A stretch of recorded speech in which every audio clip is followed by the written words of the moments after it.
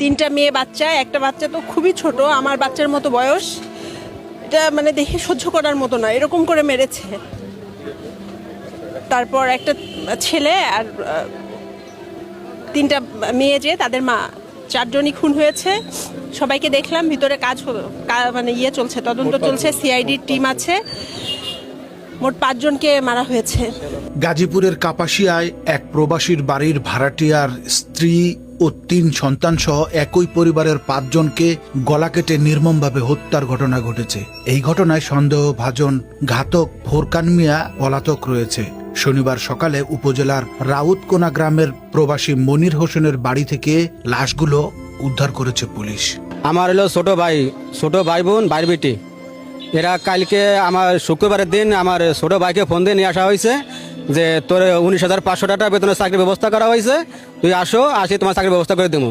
দেওয়ার পরে রাত 12টার সময় আগে মেরে দিয়ে পরে মিশকাতরে ফোন দিছে যে যে তোমার পরিবারের সবাই মেরে ফেলানো হয়েছে, ওকে ফোন দিয়ে জানা দেওয়া। তার মিশকাতের ওয়াইফরে জানানোর পরে মিশকাতের ওয়াইফ আমার বাড়ির চাষিরা জানানো হয়েছে, চাষি আবার আমাকে জানাইছে। জানানোর পরে আমরা 8টার সময় আইসে দেখতেছি যে এনে আসার পরে দেখি গেট যে খুলছে, আবার দেখি 3 জন লাশ। তারপরে দেখছি আমার ছোট ভাইয়ের লাশ, তারপরে দেখছি আমার বোনের লাশ। এই মোট 5 জনের লাশ আমরা দেখে মানে আমরা পরে পরে থানায় গিয়ে পুলিশ নিয়ে আইছে। পুলিশের ধারণা শুক্রবার রাতে তাদের হত্যা করা হয়। নিহতদের মধ্যে সন্দেহভাজন প্রাইভেট কার চালক পলাতক স্বামী ফোরকান মিয়ার স্ত্রী শারমিন, তাদের বড় মেয়ে মিম, মেয়ে মারিয়া, 2 বছর বয়সী ছেলে ফরিদ এবং শারমিনের ছোট ভাই রসুল মিয়াও রয়েছেন। আমার শালি আর আমার শালা আছে এই জায়গায়, আর তার 3টে বাচ্চা আছে। প্রত্যক্ষদর্শীরা জানায় দৃশ্যটি ছিল অত্যন্ত ভয়াবহ। 3 সন্তানের গলাকাটা লাশ ঘরের মেঝেতে পাশাপাশি পড়েছিল। শারমিনের ভাই রসুলের লাশ ছিল বিছানার উপর। অন্যদিকে শারমিনের হাত মুখ বাঁধা নিথর দেহ জানালার পাশে পড়ে থাকতে দেখা যায়। আমি ঢুকে দেখি, মনে করেন যে দরজা খোলা, মানে ফার্স্টে ডাক দিছি, কোনো উত্তর পাইনি। উত্তর না পাই নিচের দিক তাকাইছি, দেখি যে তাদের ফুরকানের স্যান্ডেল রয়েছে নিচে।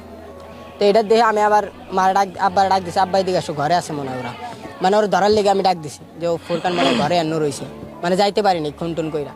তো এই কথা মনে করে আমি ঢুকে দেখি কেউ নাই, মানে এই 4টা লাশ সামনে পড়ে রয়েছে। তা আমি আর কারোর কাছে না, আমার মামার কাছে হয়ে গেছি। মামার কাছে যাই, যে আমার মামার ল্যাপটা আঙ্গাইছি, দেখি আমার মামার অবস্থা মনে করে তাকাই রয়েছে। 4-5টা গোপ লাগছে, ছুটাছুটি করছে, হাতেও গোপ লাগছে। লাগার পর আমি এই দেহে মনে করেন চিল্লান দিয়ে গেছি মিমের কাছে। যাই দেখি মিম রে মনে করেন মুখ টুক কোপায়, নাক কান মান সবই করে লাইছে, কোপাইছে এমনভাবে। পরে 3টারে আঙ্গাইছি, 3টা আঙ্গাই দেখি একই অবস্থা। তারপরে খুঁজতেছে আন্টিরে, তা আন্টিরে খুঁজছি পাই নাই। আমার আব্বা আবার এই বেলকুনিতে এসে খুঁজে পাই।